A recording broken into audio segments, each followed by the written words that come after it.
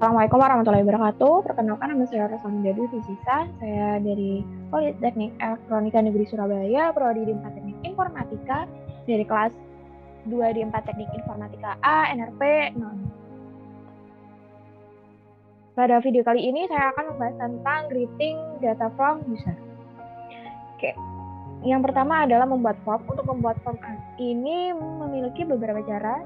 Cara utama untuk membuat form dalam Y adalah melalui YII /widgets /active form. Pada banyak Asus, form yang ditampilkan ke pengguna mempunyai relasi dengan modelnya yaitu yang terhubung dengan tabel di database basic YII/database/active record.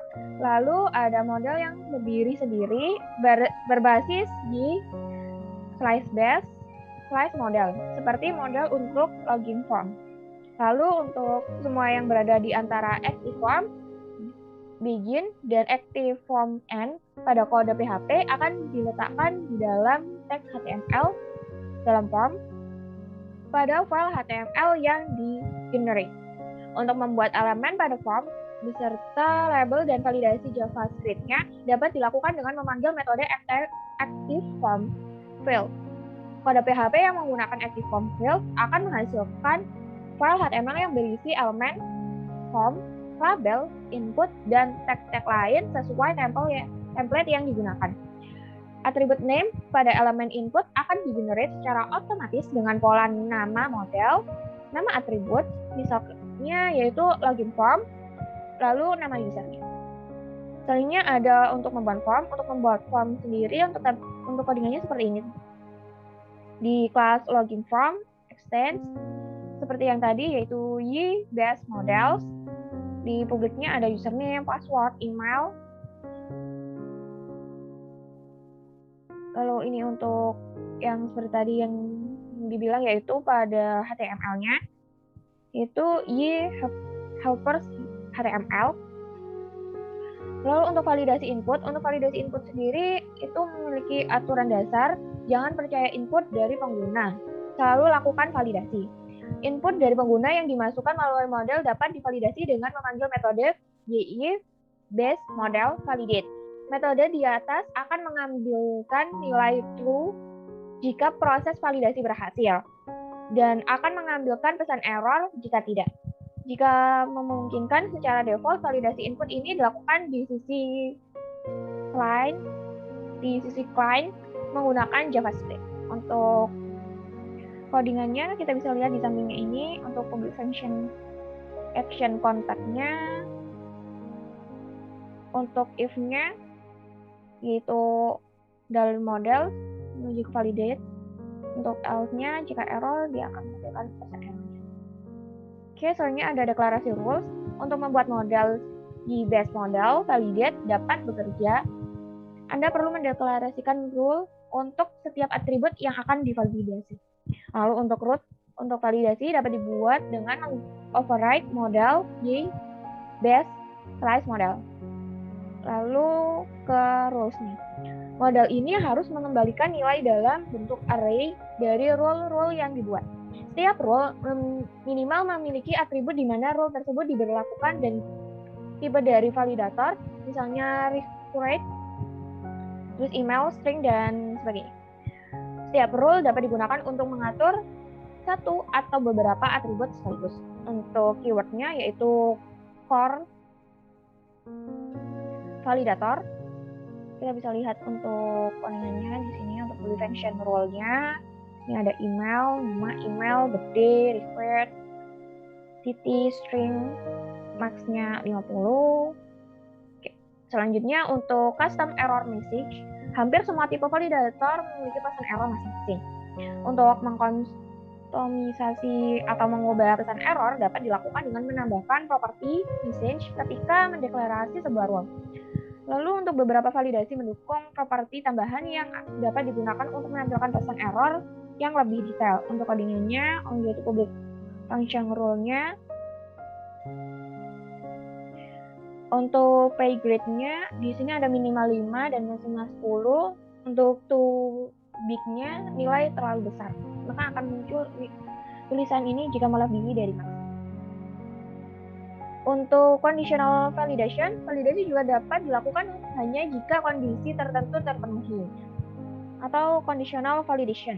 Hal di atas dapat dilakukan dengan cara mengisi properti when dengan fungsi yang berisi kondisi yang diinginkan. Jika Anda menginginkan validasi juga dilakukan di sisi find, gunakan properti when find yang berisi string yang mempresentasikan fungsi JavaScript. Lalu untuk fungsi JavaScript ini harus mengambilkan nilai apakah akan melakukan validasi ataupun tidak. Untuk contohnya kita bisa lihat di samping. Untuk public function rule-nya strict required, di sini ada when, lalu menuju ke function di models. Untuk enable client validation-nya yaitu false. Selanjutnya ada data filtering. Pada banyak kasus merupakan dari user harus difilter terlebih dahulu, masukkan dari usernya. Untuk sebagai contohnya yaitu menghapus spasi kosong sebelum dan sesudah nama user, berganti atribut yang kosong tidak diisi dengan nilai tertentu.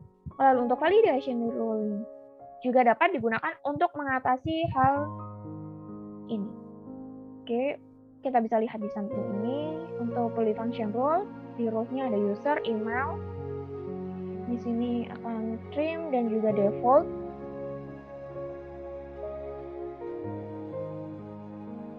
Selanjutnya ada uploading single file. Untuk membuat form yang menerima file upload, ikuti langkah berikutnya. Yang pertama ada membuat atau mengubah model agar dapat menangani file upload.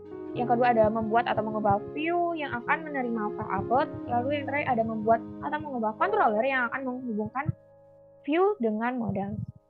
Untuk uploading single file bagian modelnya, tambahkan library class di slice web, uploaded file, lalu tambahkan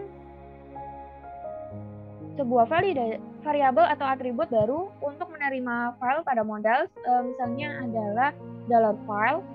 Terus tambahkan rule yang menyatakan bahwa atribut $file satu di atas adalah sebuah file.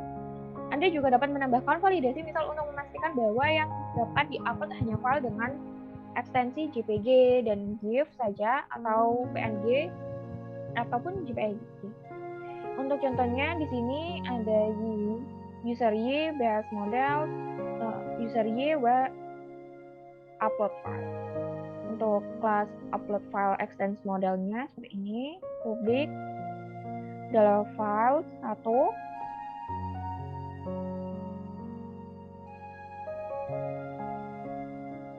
Oke, selanjutnya ada uploading file single file di bagian view. Untuk pastikan untuk menambahkan parameter option and type di multipart form data pada active form bagian agar file upload dapat dilakukan. Lalu untuk file input akan membuat form input yang akan menerima file. Contohnya seperti di sini kita lihat untuk formnya, yaitu ada active form di begin, kita tambahkan option xtype untuk multipart slice form datanya. Lalu untuk uploading single file bagian controller, yaitu bertugas untuk menghubungkan antara view dengan modelsnya. Kita dapat menggunakan yaitu slice web, slice uploading file, dan juga file akan disimpan di server ketika metode save as dipanggil. Di sini kita bisa lihat untuk user Y web controls-nya ada user Y web upload filenya. Lalu untuk class site controller extends controller di function-nya di action upload. Di sini ada untuk modelnya new upload form. Lalu untuk uploading multiplay filenya untuk membuat form.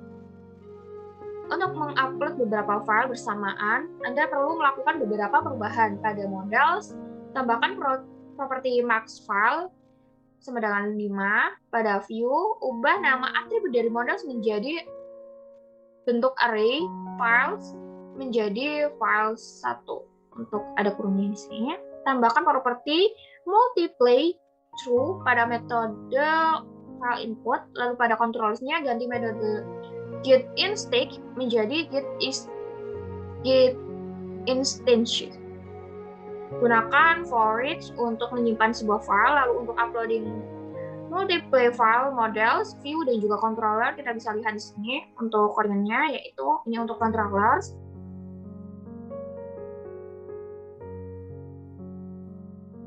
Oke, sudah selesai untuk percobaannya. Di sini untuk latihannya kalian bisa lihat di video latihan selanjutnya. Sekian dari saya, kurang lebihnya mohon maaf. Wassalamualaikum warahmatullahi wabarakatuh.